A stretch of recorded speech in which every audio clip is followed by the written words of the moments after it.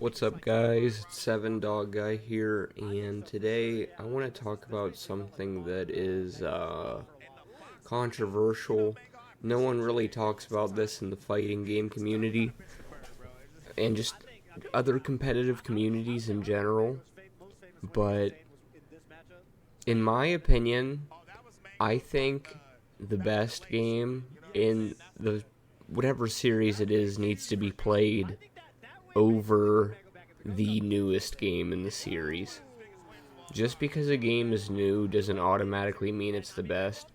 Everyone just looks like at the new game in their honeymoon phase, and they just like keep coping and coping and coping and hoping it's better than all the other games that were failing, and it just isn't. Like, you can lie to yourself all you want. Like with Tekken, for instance, in Tekken 7, that game, while it looked nice and it was Resurgence, Tekkens before Tekken 7 were more competitive and better games. The only problem with Tag 2 was the damage output. In Tekken 7, there's just like crazy moves that basically are good for every situation you can possibly think of, for one. There's other moves that are just like, I don't know, the crushing is even worse than Tag 2. The movement's dumbed down, the sidestepping is dumbed down, and they're adding even like more aggression to Tekken 8 instead of well thought out defensive options that actually like reward the better player for being good. Sure, like a better player can beat you in Tekken 7, but they can absolutely demolish you in an old Tekken game. And that's what they deserve. They deserve to demolish you for being worse than them. They don't deserve to like be going toe to toe with you if they're that much better. And that's kind of like my running theme with all these games. And just because a game is old or unbalanced doesn't mean it's bad. Tekken 5 Dark Resurrection, for instance, is actually a pretty balanced game. There's some characters with like bad frames, but if you're a good player, you can make that work. So like, let's take a game like Darkstalkers 3, for instance. There's a player named Dine. He uses Jetta, and Jetta is absolutely, I don't know. He's probably like bottom 3 characters in the game.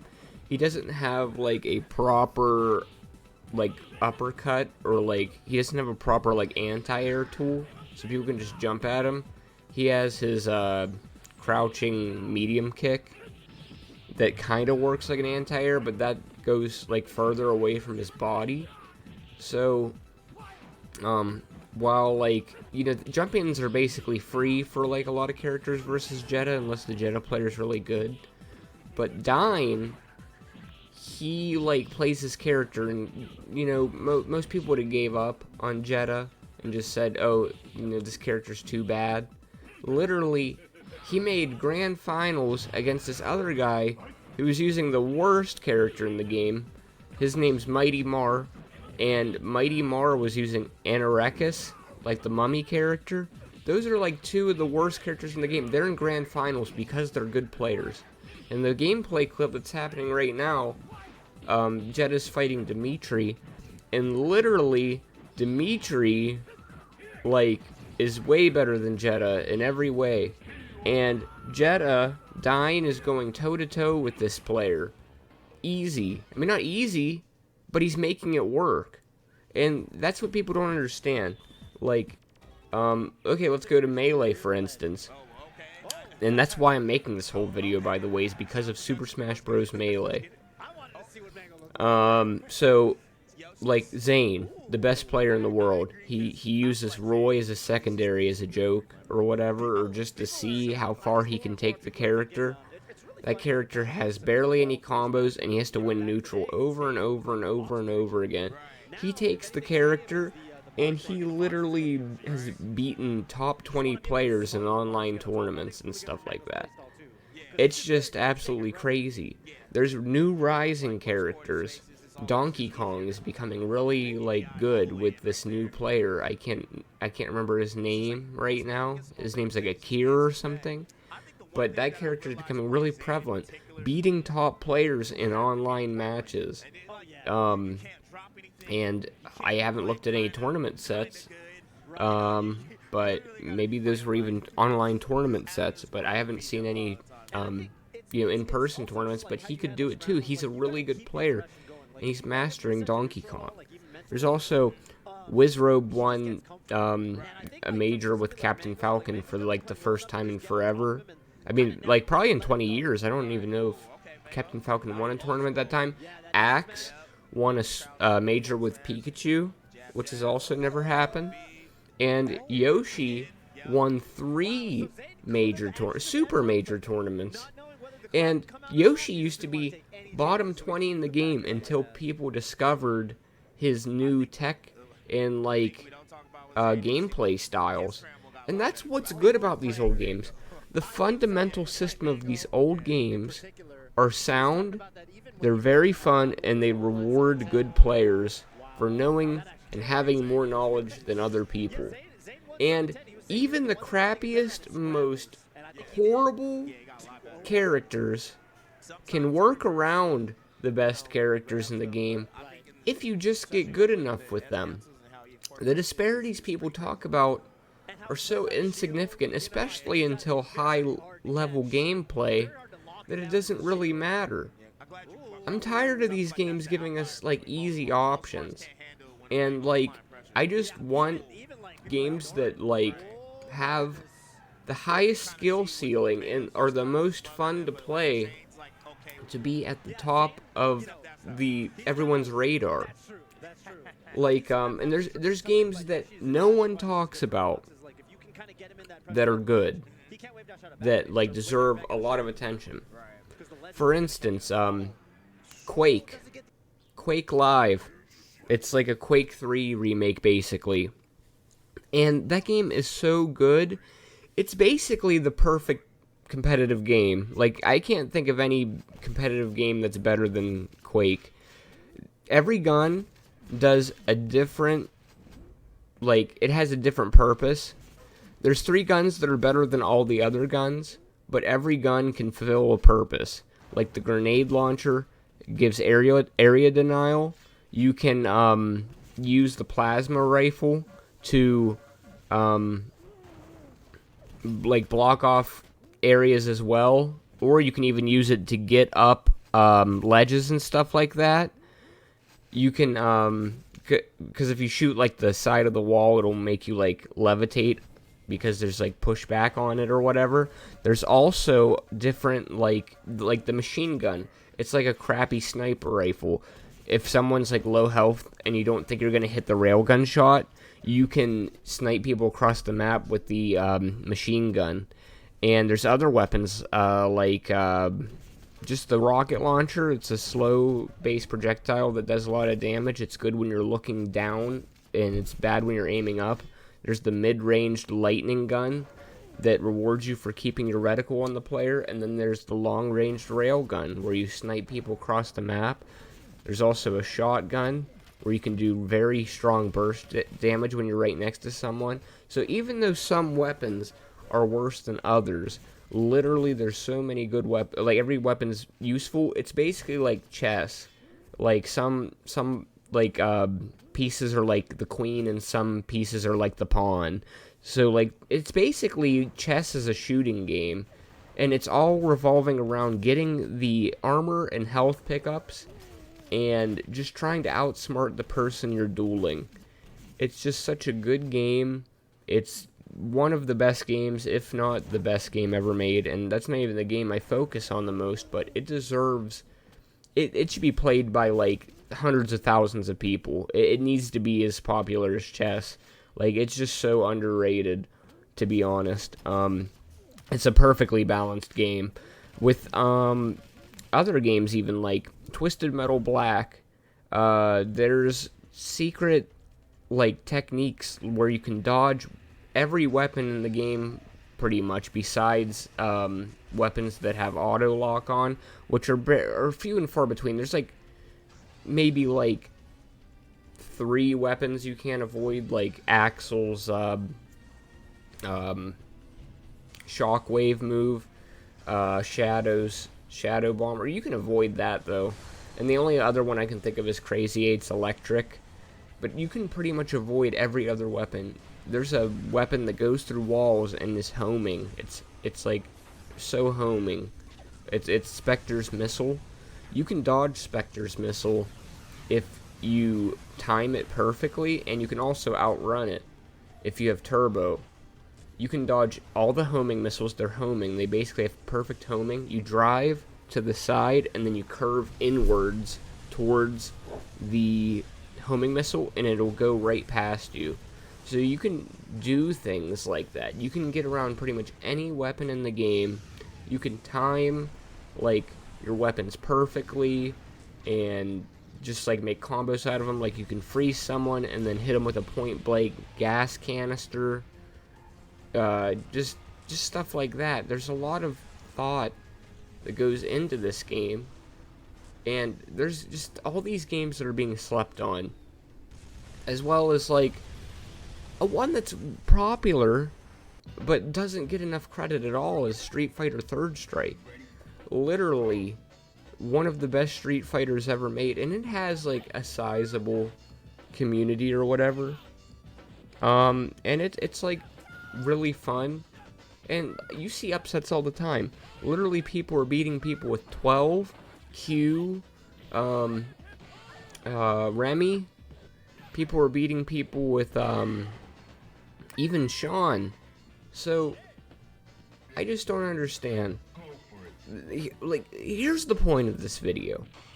If there's nothing you guys can take out from this video, I just want you to take this from this video.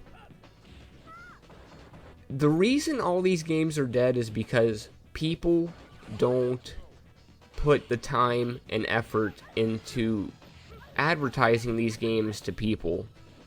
People just go, oh, the new game, we gotta move on to the new game. No, we don't. We can play the new game, whatever, but the best game in the series always needs to be a side event that at least has half of the players the new game does.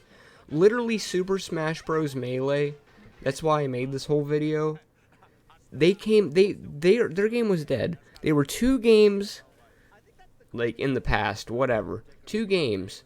Like, they had Brawl, which was, like, a fail competitively, and then they had Super Smash Bros. 4. They went the complete opposite direction of Super Smash Bros. Melee's technical skill.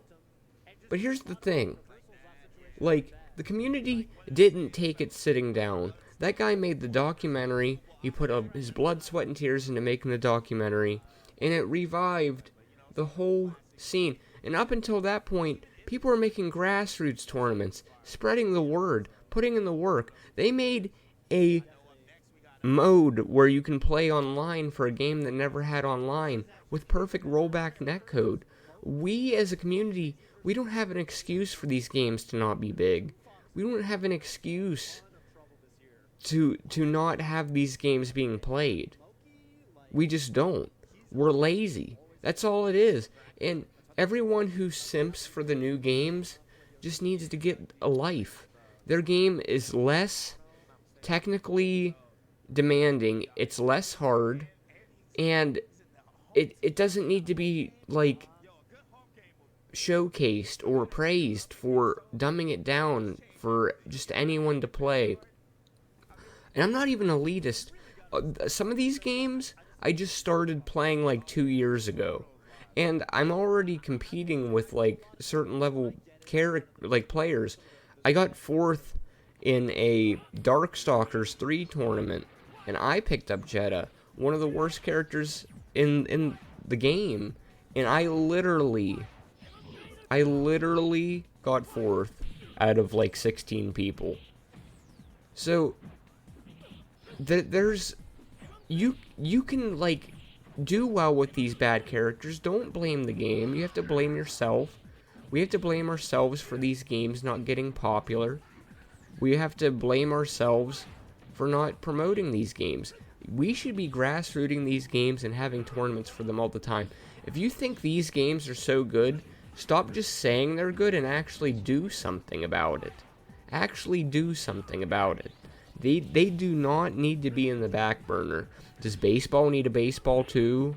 Does freaking chess need a chess too? Does soccer need a soccer too? No. It's always just as hard. Everyone just needs to get better at it. And they don't make excuses for people. We are... And, oh yeah, and another thing, there's no balance patches back then. So what do? You just get better. That's all you can do, is just get better. If your character sucks, oh well. You like this character? Get better at it. Beat the people who use the easy top tier. Or even in fact, like a lot of these games have hard top tiers. Zabel in Darkstalkers is hard. What's another one?